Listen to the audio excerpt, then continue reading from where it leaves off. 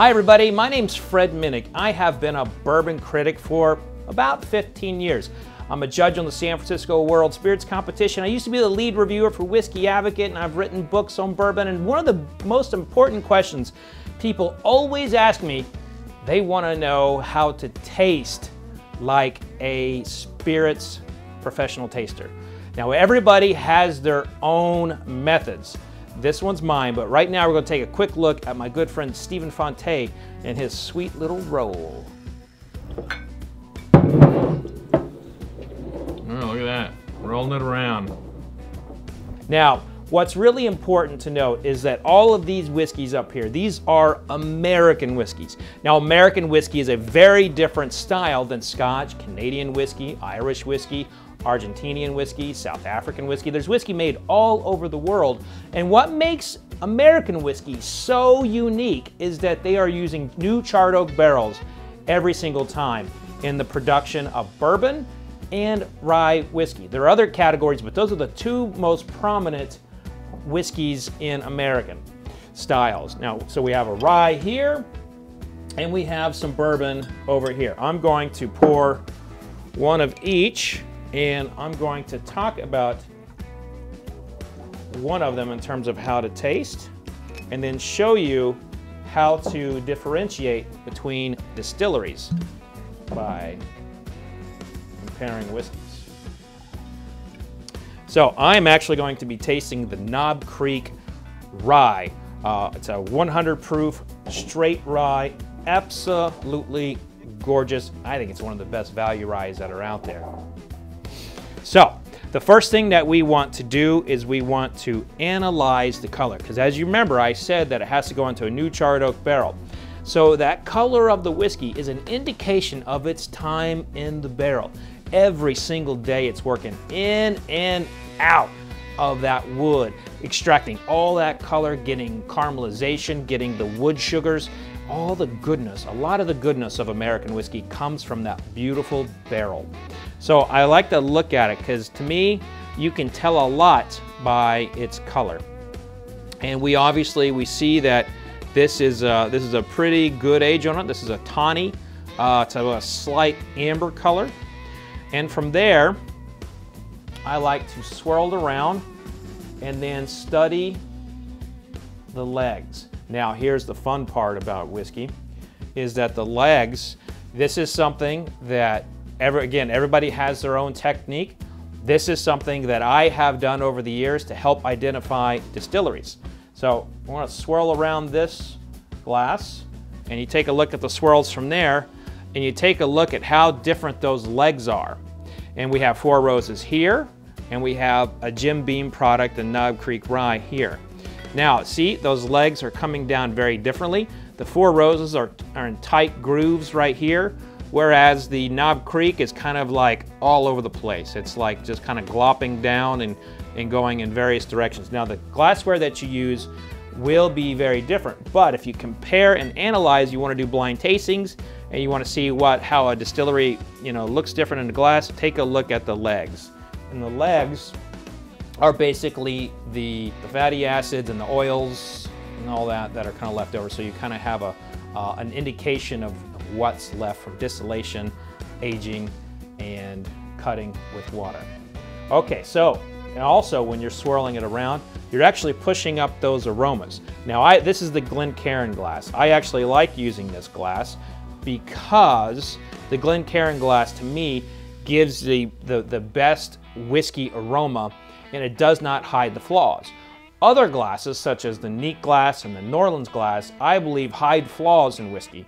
So a $15 really bad American whiskey blend that you wouldn't, drink on any other day, it can smell actually floral and beautiful because it's hiding those like higher alcohols. I actually want to smell those because in the higher alcohols, that's where you can find the flaws in whiskey. So as a critic, I want to detect the flaws. So here we go, I'm swirling that around. Now sometimes I will smell with my mouth closed, sometimes I will smell with my mouth open. If you are new to whiskey, I highly recommend smelling with your mouth open. What that does is it relaxes your olfactory, and you can actually pick up more by smelling with your mouth open. And if you get just that right smell, you might taste it a little bit too. So the first thing I'm looking for on the aromatic approach, is I'm looking for the bad notes. Things like turpentine, sweaty socks, any kind of formaldehyde, anything like a burnt plastic, anything that is something that is negative. That's what I'm first looking for, because you got to. Because, you know, the nose can actually protect you from drinking something really bad. Now, I've had some experience with moonshine as well, and this has probably saved me more than once from drinking something that would have given me a horrible hangover. So, after I've kind of like assessed that there's nothing like, you know, bad there, I'm then looking for the good stuff. Now, the good stuff in American whiskey tends to like be sweet. So what you do is you kind of smell and you figure out what kind of sweetnesses you have, or you figure out what kind of spices you have. And so you can definitely tell if something's peppery, and you want to start breaking that down a little bit more. Okay, what kind of pepper is it? If it's sweet, okay, what kind of sweet is it? Is it a fruit sweet? Is it a you know, candy bar sweet? Is it a caramel sweet? So with this rye, I'm going from side to side because I'm picking up something different over here than I am over there. That's because our nose is different on each nostril. And sometimes we're human. That nostril's a little bit more clogged up than that one over there. So this nostril might be a little bit more productive today than this one. So going from side to side, smelling, and did it with my mouth open, doing it closed now. So I instantly smell some grains, and that was when my nose was like right in there. So when my nose is right in there, I'm smelling the base of the whiskey, which in this case is rye. So I'm smelling rye and other types of grains. And then when I pull it out a little bit, I'm detecting sweetness. The observation I'm making here is that the closer I get my nose in there, the more I'm getting from its base, some of those like grain kind of notes. And then when I come out, I'm getting the sweeter notes that are most likely created by the barrel. Now, this is just out of practice and just because, you know, when the glass is in my hand, I'm always swirling. It's just something that I do. And so now I'm going in for the taste. Now, when we go in for the taste, we are not chugging it. This isn't a fraternity party. You're not here. This is not about getting drunk. And in fact, if your mission is to get drunk, don't even bother with an analytical tasting. Just do whatever it is you're gonna do. So when you taste, you wanna get a little bit on your tongue and you wanna feel it kind of go all around and see kind of where it hits on the palate and where, what kind of flavors are popping up. You should get the sweet notes on the tip of your tongue. You should get the savories on the middle and the spices toward the back. Now, the very best bourbons will just drip down that jaw line and tickle the roof of your palate and finish for up to 4 minutes. So every bourbon is different in terms of how it approaches. Again, going back to the glassware, the reason why I like the Glencairn is because it comes in at full volume on your tongue. There are a lot of glasses that will come in like little beads and kind of be narrow in on the approach. And that means it will only hit one part of the tongue. Whereas the Glencairn will kind of come in like an ocean wave and coat the tongue if you've got the right whiskey. So here we go.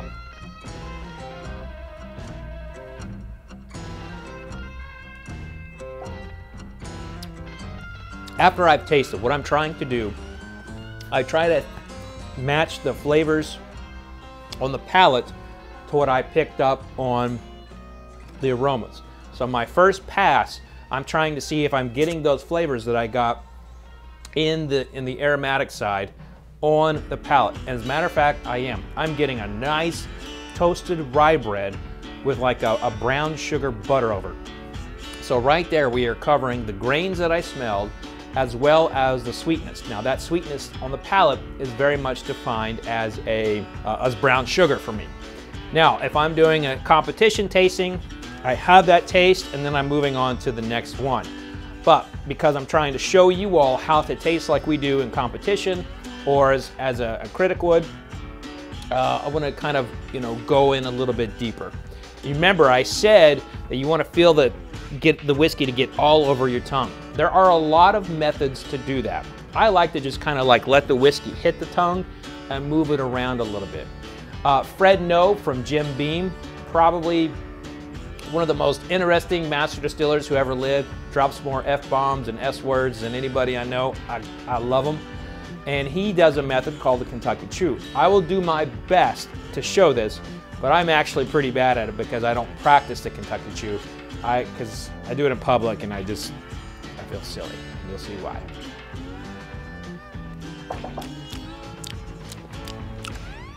And the whole point is you're moving around your palate and you're smacking your lips and pushing your tongue around in your mouth, and that moves it around. What I have always noticed when I execute the Kentucky Chew, I get a lot of it on the roof of my palate. I want the whiskey to naturally get to the roof of my palate instead of me pushing it. So sometimes I will taste something and there will be a beautiful mouthfeel. It's like butter just dripping down my jawline like butter, and then it'll kind of like go down the jawlines and work its way up and around. It'll be an all-encompassing mouthfeel. So throughout the taste, I'm always assessing how it feels on the mouth, where it's hitting on the mouth, and what flavors I'm getting out of it.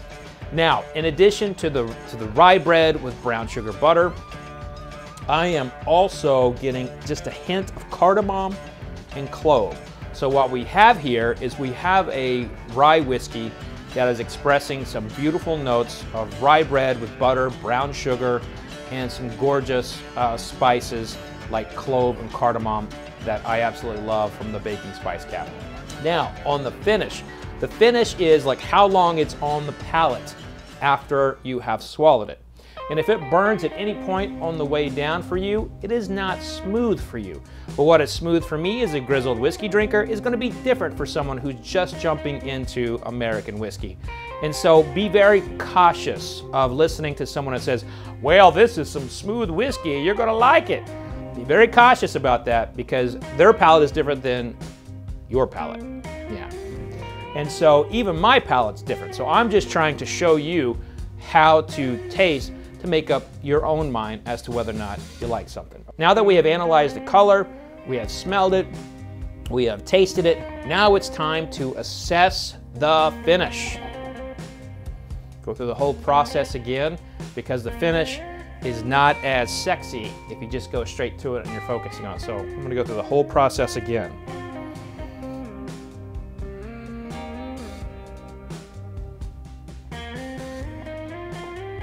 All right, I swallowed it. Now I'm going to start counting out in my head how long it's still on the palate.